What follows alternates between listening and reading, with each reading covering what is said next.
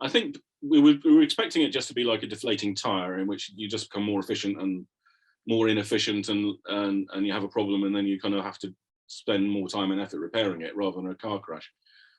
But the things like the petrol shortages, the HGV problems, the supermarkets and all that kind of stuff, that tends to show that it's not just a temporary thing, or something you can cope with overnight and find a solution in the morning.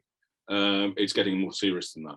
But people are, the system is not grinding to a halt completely, and it won't.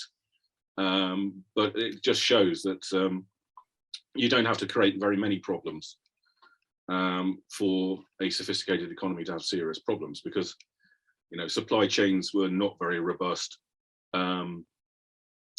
We were very dependent on just-in-time manufacturing. The logistics network is extremely sophisticated but vulnerable, and nobody really thought these things through.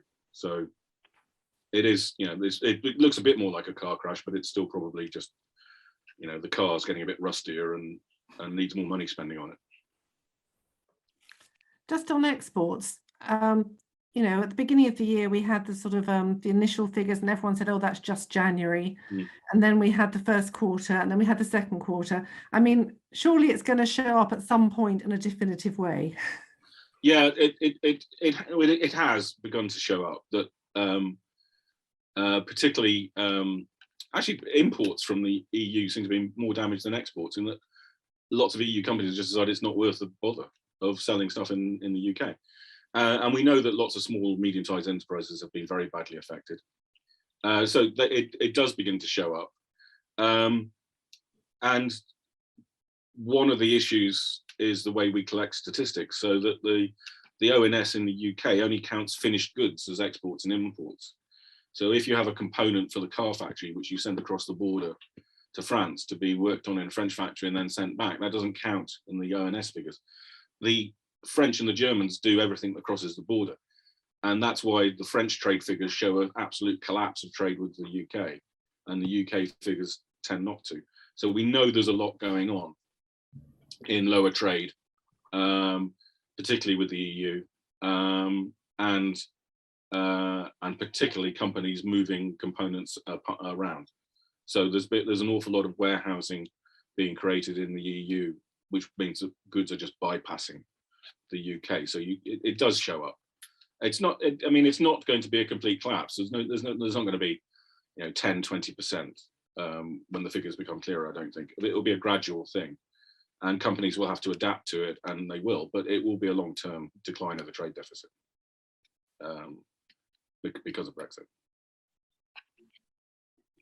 Jonty, good to very interesting lecture, very fascinating. Thanks for delivering it. I just want to know your thoughts about the attempts by the government to impose control over the BBC, by appointing Paul Dacre, for example, as the chairman of Ofcom. Yeah. It's regarded by its critics as basically state propaganda, but in actual fact, we tend to regard BBC as being held to very high standards, probably better appreciated abroad than it is in the UK. But this sounds like an insidious attempt to impose more direct political control. Yeah, I assume it is, actually. Yeah. Paul Dacre was such a bad candidate, they had to close the original process and start again because he didn't meet any of the criteria. I don't know if they will manage to get him on board. Yes, he will try and, he hates the BBC. He will try and control it. It's actually not clear that Ofgem really has that much power, to directly affect programming or journalistic decisions on a day-to-day level. I don't think it will. It's much more the kind of atmosphere of always having to look over your shoulder, always worrying about what the new boss of Ofcom is going to say, that kind of thing. Yeah, which causes the problem. And the BBC is, I think, increasingly nervous. I know a lot of the people at the top, and they're as committed to the free journalism, and they have very good reporters and so on. But if you're always looking at over your shoulder, worrying about what's going to happen as a result, it just works to the advantage of the government, and that's the kind of atmosphere they're trying to create. I think. Yeah, I remember 9 years ago, I was in India at the time that the crisis in Libya was starting to develop, leading up to the overthrow of Colonel Gaddafi. And what happened was that I looked at the Indian news channels to try and find out and understand a bit more about what was happening in Libya. I had to turn to the BBC World Service TV. The Indian TV media were interested in what was going on in Libya only to the extent that it affected Indian citizens who were living and working there. But if you wanted any deeper analysis of the situation, I suspect a lot of Indians had to turn to the BBC. So yeah, they do in very large numbers, and the BBC is rebroadcast on domestic channels in India and quite a few other places. It was quite interesting. I remember giving a talk years ago in which there was some MPs, and I said, you know, I can't protect the license fee because it pays my wages, and you know, I've got a dog in the fight. So you can get rid of that, but you'd be mad to stop funding the World Service, because it is, you know, a perfect example of the soft power of the UK, and it gives us a huge amount of influence. Yeah, and then they stopped funding the World Service, and made the license fee pay for it. And then a couple of years later, the Foreign Office started giving the BBC money again because they realised they'd made an absolutely appalling mistake, and just how influential the World Service is. It is, you know. I didn't mention it in the talk, but if you look at, you know, we're talking about new global Britain and, you know, having influence in the world, the kind of things that the government is cutting just are the exact opposite of what you should be doing if you want to do it. You should be, you know, promoting the Arts Council and the British Council and the BBC and aid and all the kind of soft power things that, you know, give you a bit of influence and say and respect in the world. And we're not. We're doing the exact opposite. It's amazingly short-sighted and stupid, and completely contradicts, you know, this kind of intellectual idea that there is some logic to Brexit, that we're a great country and we can actually have influence in the world. You know, we're not that big. We don't really have any influence in many parts of the world, and what influence we have is being shredded by the government's own actions, including at the BBC, which is immensely well respected. I can tell you a little story. One of my first foreign trips was to Namibia shortly after it gained its independence, and everywhere I went, all these people went and said, do you know Kate Halliday? I just made the name up. I can't remember what her name was, but do you know? And I said, who is she? And she said, oh, she's the BBC's expert on Namibia. I'd never heard of her. She basically sat in a little cubbyhole somewhere in the World Service and just reported on Namibia to Namibia. They loved her because they had been living under state propaganda for 50, 60 years. They didn't know who to trust. They knew from what was happening around them that the stuff they were being told on Namibian, South African controlled TV was lies, but they didn't know who to believe. They believed her, they trusted her implicitly because she only ever reported the truth. And she was a huge influence on Namibian independence. And nobody in this country has ever heard of her. I can't remember her name now. But there are dozens of people in the World Service like that who are deeply respected. The Russian expert, Stephen DL, wasn't allowed back into Russia until the Berlin Wall came down and was basically mobbed. Everyone just said, you're the person we've been listening to for 30 years and you're the only one who told us the truth.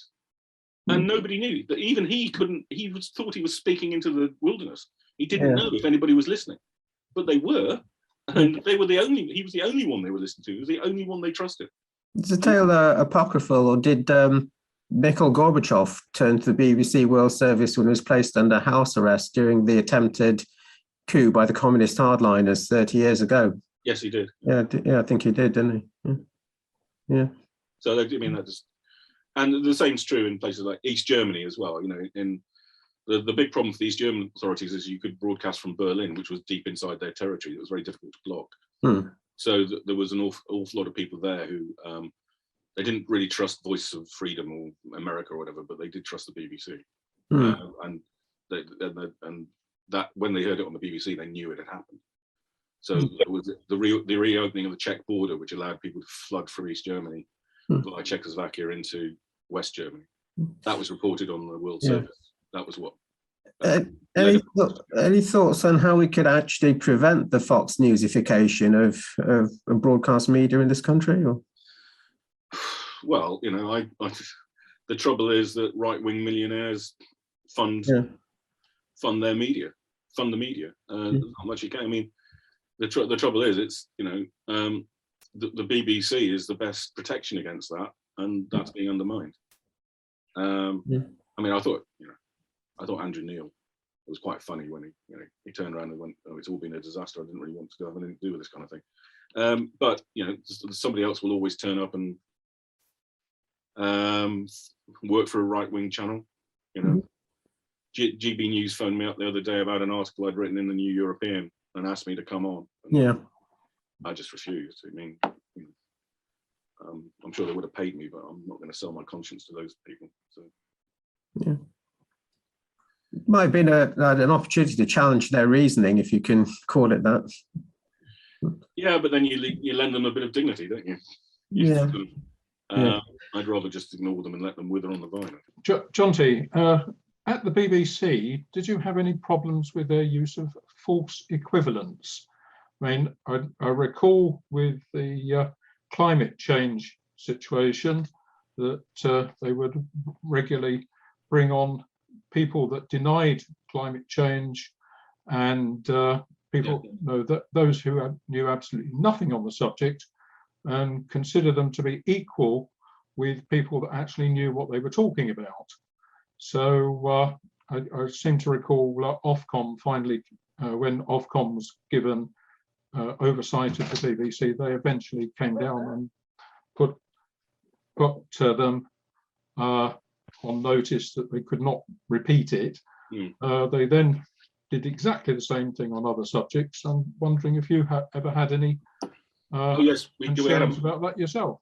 Yes, we had a massive problem with this. And the climate change is the perfect analogy. It wasn't just that you'd bring on someone who didn't know anything about it to argue against people who certainly did know something about it, is you gave them equal time. And you could have said, oh, the 99.9% of scientists think this. By the way, we found the 0.1% and we're going to give him the same amount of time.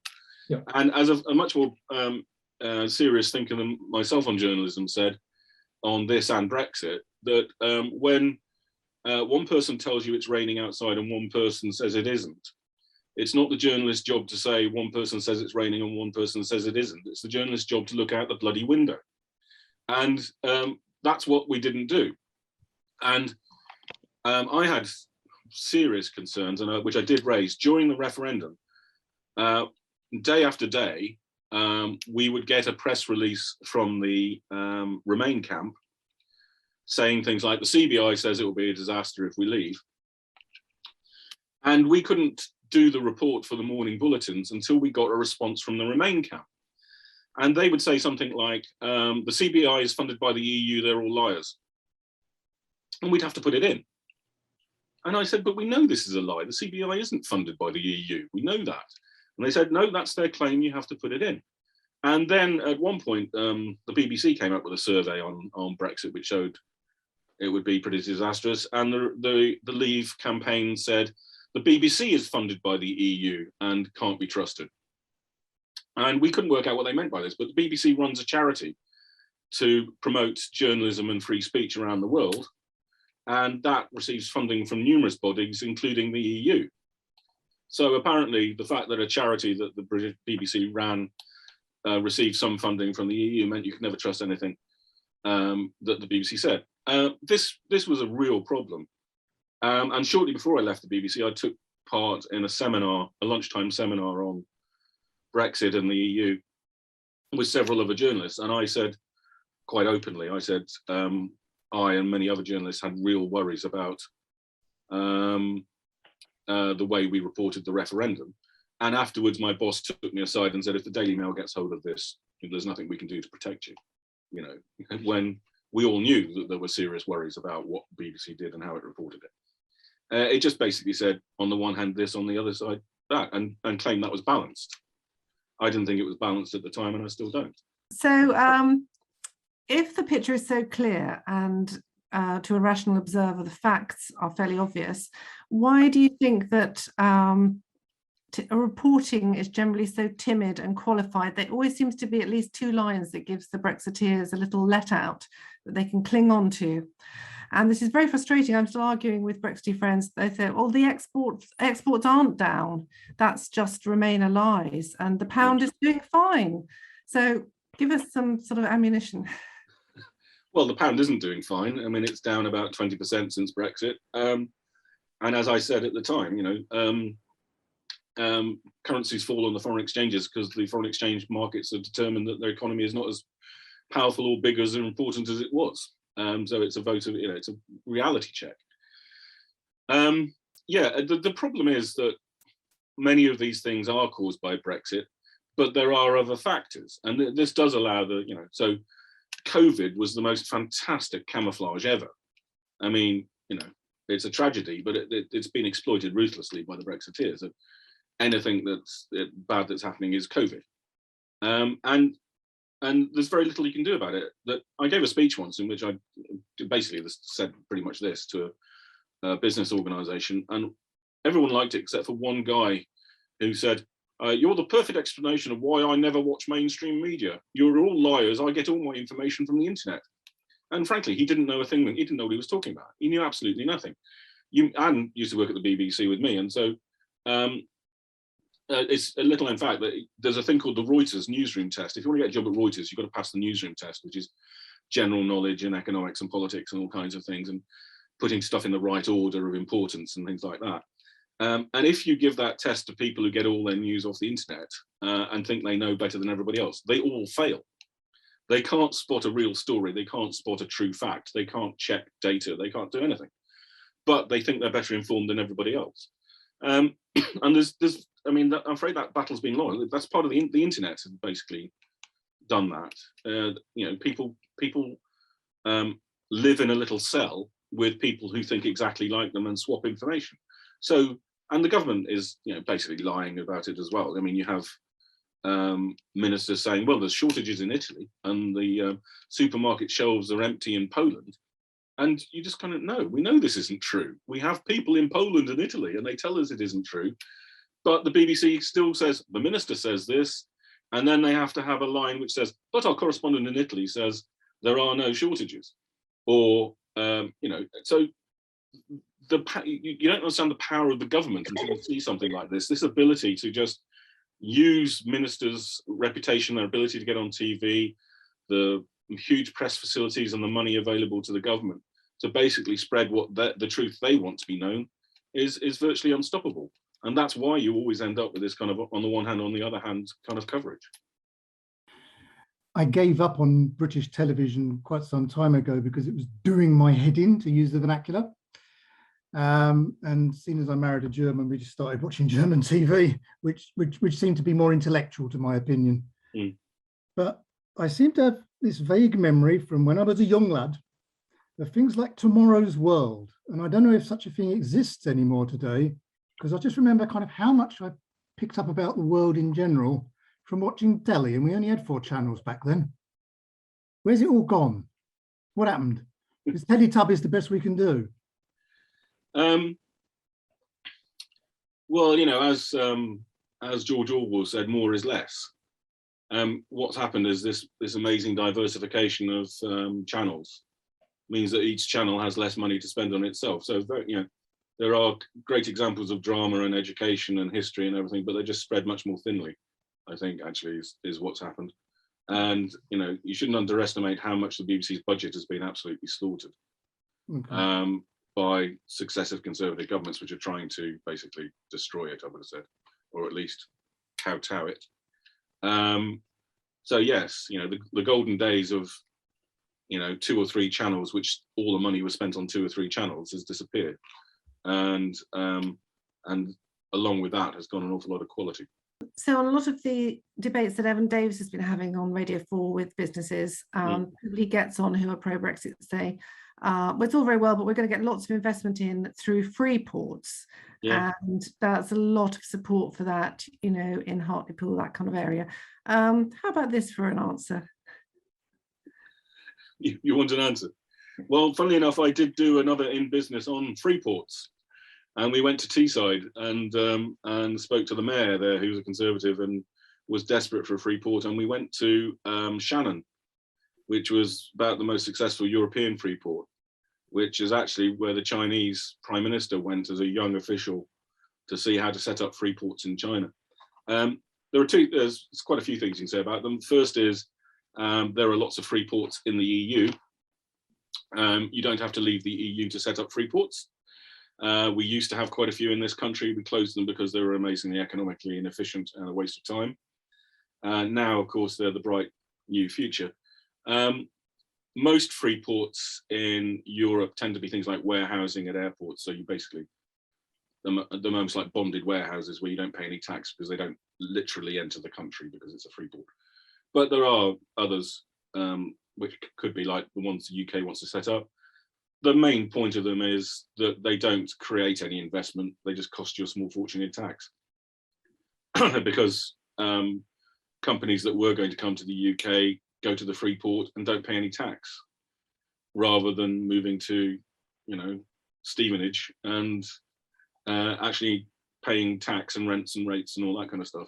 So they will cost the Chancellor a small fortune and they won't achieve very much. I mean, they will be good for Teesside because lots of companies that would have gone somewhere else in the UK will go to Teesside, but there's no net gain from it. Overall, it's actually costs taxpayer money to attract companies who probably would have come anyway. So, and we closed them all down about 10 years ago for just that reason. And we could have opened them if we'd been in the EU, if we wanted to. So it's just another of these pointless exercises. I'm sorry.